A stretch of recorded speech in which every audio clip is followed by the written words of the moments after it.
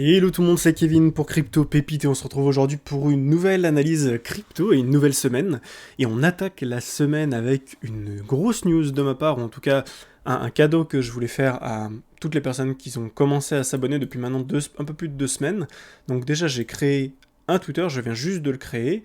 Et en plus de ça, je lance ce petit concours spécial 50 abonnés, où il y aura 50 € de Bitcoin à gagner pour la personne qui sera tirée au sort. Pour ça, il vous suffit juste de liker la vidéo, commenter, donc mettre en commentaire hashtag CryptoPépite, et de partager également sur Twitter le post que je vais faire sur Twitter. Donc je vais vous mettre le lien de mon Twitter en description, vous aurez juste à aller dessus, à me follow, et à partager le tweet que je vais faire par rapport à ce concours. Voilà. Et on commence directement la semaine avec l'analyse des cryptos et du marché. Alors, avant de démarrer sur Bitcoin, je voudrais juste vous montrer quelque chose d'un peu plus macro, c'est-à-dire en prenant un petit peu du recul. Qu'est-ce qu'on peut voir? On peut voir qu'aujourd'hui, pour l'instant, qu'est-ce qui se passe? Le dollar est en train de faire un plus haut. Quand le dollar fait des plus hauts, généralement, quand le dollar monte, on a le marché des actions, marché risqué, donc tous les risques on, donc le marché actions, le Bitcoin, etc., qui va chuter. Là, actuellement, qu'est-ce qui se passe? On peut voir qu'il a monté, il a temporisé, il était dans un canal, il a cassé son canal, pratiquement un pullback, il repart. Et là, il est en train de faire un plus haut. On peut voir quoi? Sur Apple, on a ici, donc, vendredi, non, c'était même jeudi, du coup, on a cassé le niveau plus bas qu'on avait posé juste ici avant de faire un doji et un rebond. Donc là, on a cassé le plus bas. Ça voulait dire quoi? Derrière, zone minimum, retour zone de rechargement de longue. Et d'ailleurs, si on regarde ici, donc là, qu'est-ce que ça veut dire? Ça voulait dire tout simplement, on avait pris ce point bas, le point haut, 0,382 juste ici. Donc soit on maintenait ce niveau, on voit qu'on les a brisés, on est revenu au-dessus, mais derrière on se renfonce en faisant un plus bas. Donc ce qui voulait dire que derrière, ces zones de rechargement de longue ici, entre cette zone et cette zone, le but c'est de venir se garer ici, de faire des W. On peut très bien venir ici, ne pas faire de W, continuer d'aller plus bas. Mais il y a de grandes chances qu'on fasse ça, qu'on pose un W ici et qu'on parte plus haut. Donc sur Apple, on a encore entre 2 et 5% de baisse minimum à attendre. Voilà ce qu'on voit ici. Et sur le S&P, on a exactement le même principe.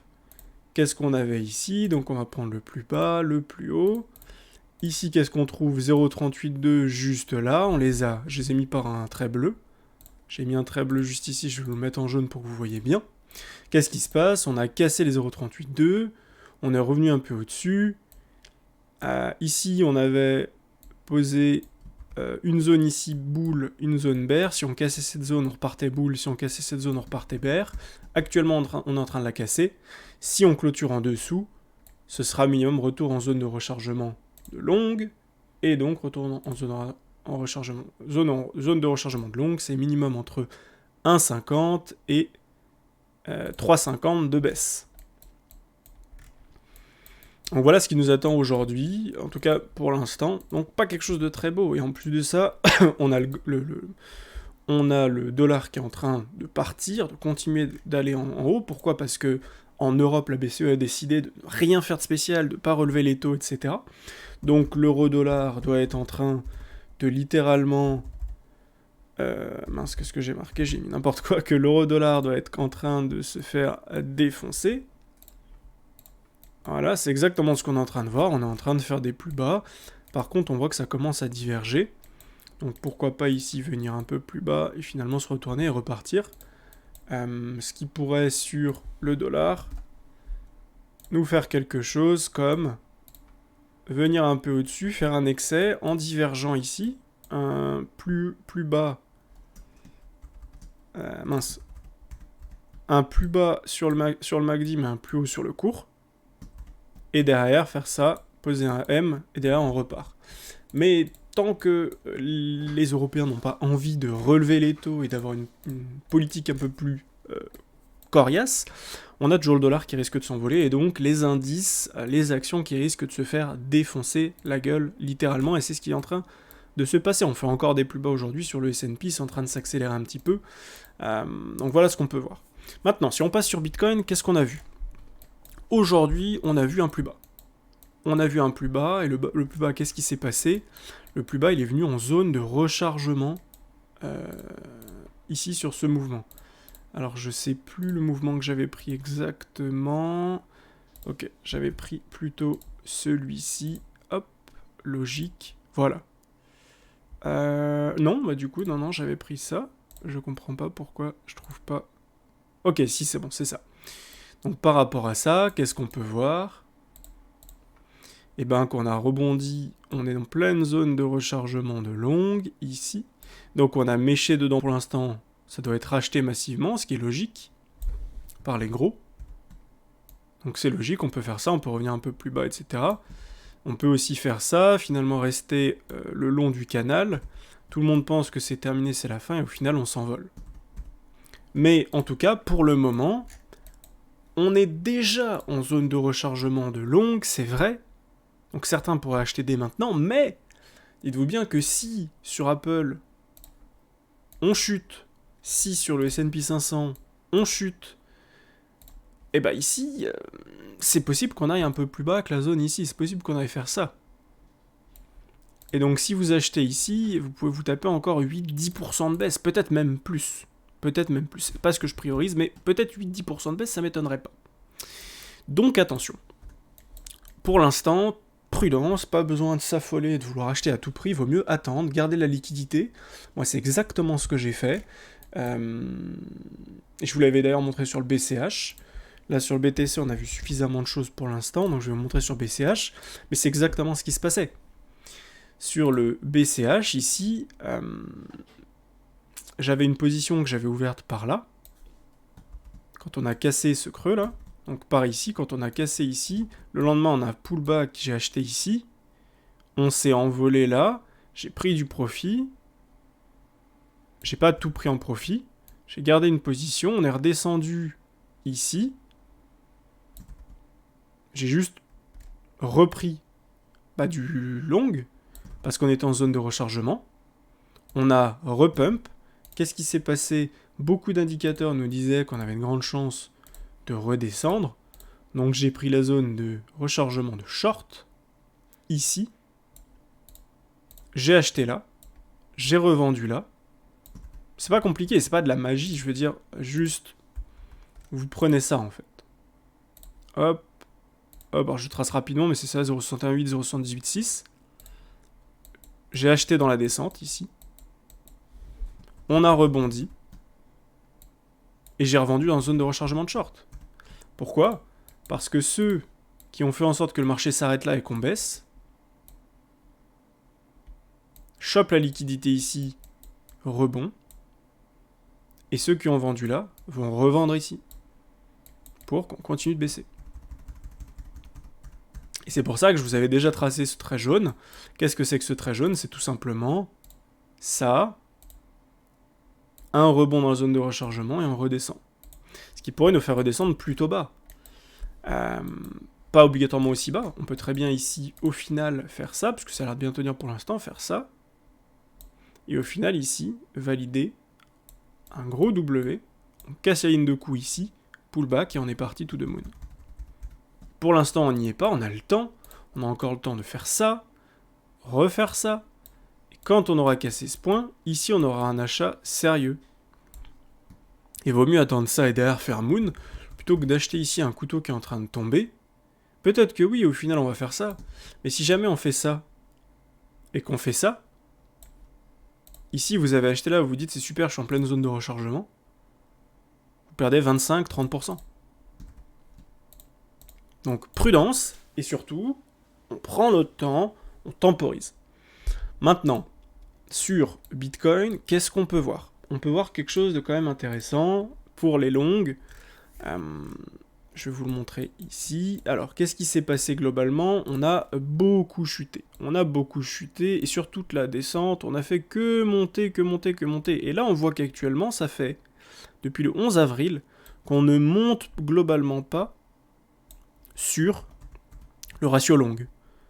Le marché temporise, baisse même un petit peu. Comme là, on baissait, mais le ratio long montait. Là, on baisse, le ratio long commence à baisser. On est en train de poser un petit M, donc ce serait bien maintenant de voir ça, avec le cours qui fait un peu ça, juste qui temporise, qui latéralise dans cette zone en baissant un petit peu, et le ratio long qui chute fortement. Voilà ce qu'on attend maintenant. Sur ETH, rien de plus à dire. On a cassé les 0,382 ici. Il me semble que c'était là. On va juste vérifier ensemble pour pas dire de bêtises.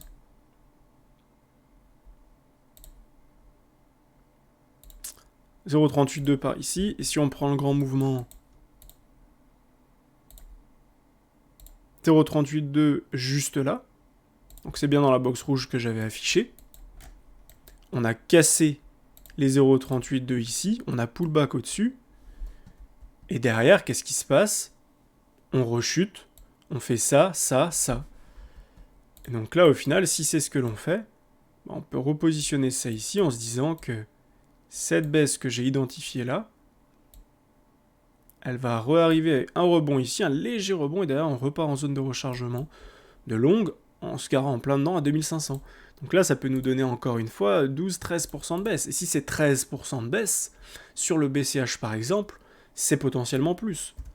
Et donc sur le BCH dont je vous parlais tout à l'heure, si c'est 13% de baisse sur ETH, 13%, c'est déjà 275, donc on pourrait très bien aller bouffer ces creux ici, finir un peu en dessous vers les 250. C'est quelque chose qui est possible. Et donc si on regarde, pas de hasard, j'ai tracé sur l'autre graphe, mais c'est pareil ici. Ça égale, ce mouvement est proportionnel à ce mouvement, on vient à 253. Ce qui nous fait faire par rapport à maintenant encore 21%, 20% de baisse. Beaucoup de gens ici ne le voient pas, pensent que ça n'arrivera pas. On est en train de diverger, effectivement, ici. Mais on peut très bien, ici, encore diverger 2-3 jours. Grosse divergence. Et après, on pose un bottom et on repart. Voilà pour ça. Rien de plus à dire pour le moment. Soyez patients. Pour l'instant, le marché juste est baissier, se fait défoncer. Il n'y a pas de signe de retournement. Il y a des petites divergences, effectivement, mais c'est que potentiel. On peut très bien continuer de baisser dans 2-3 jours. Et au final, que ça reparte à la baisse et qu'au final, on ait un plus bas sur le MACD, un plus bas sur le cours et qu'il n'y ait plus de divergence. Donc on attend. Si on regarde en 4 heures, effectivement, divergence. Ici, on a MACD qui descend, MACD qui descend, MACD qui descend. Enfin, MACD qui monte, qui monte, qui monte, le cours qui baisse, qui baisse, qui baisse. Donc oui, il y a une divergence également. Maintenant, on attend qu'elle soit confirmée, on attend de revoir des structures, et dès qu'on verra des structures, on pourra valider, et dès qu'on verra également des longues se fermer massivement sur une descente, et ensuite sur ça, quand le prix remonte, que les longues remontent pas violemment, mais qu'au contraire ça fasse ça, voire que ça continue de baisser, là on dira ok, il y a un W, les longues se ferment, il y a ça sur le court, il y a ça sur les longues, on a un W, on a pu acheter ici, et on est reparti. Et on va au moins dans la zone de rechargement de short qui doit être à peu près par là. Pour l'instant, c'est pas le cas, on temporise. Maintenant, juste pour revenir sur notre concours du spécial 50 abonnés, vous avez 50 € de Bitcoin à gagner. Je ferai le tirage au sort moi-même. On est à 46 abonnés, donc bientôt 50 abonnés.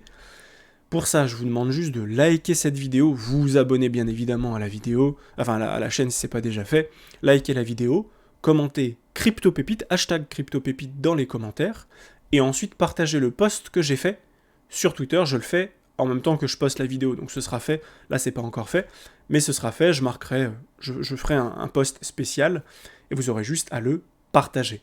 Voilà, je vous souhaite une bonne journée, une bonne soirée, et je vous dis à demain. Ciao ciao.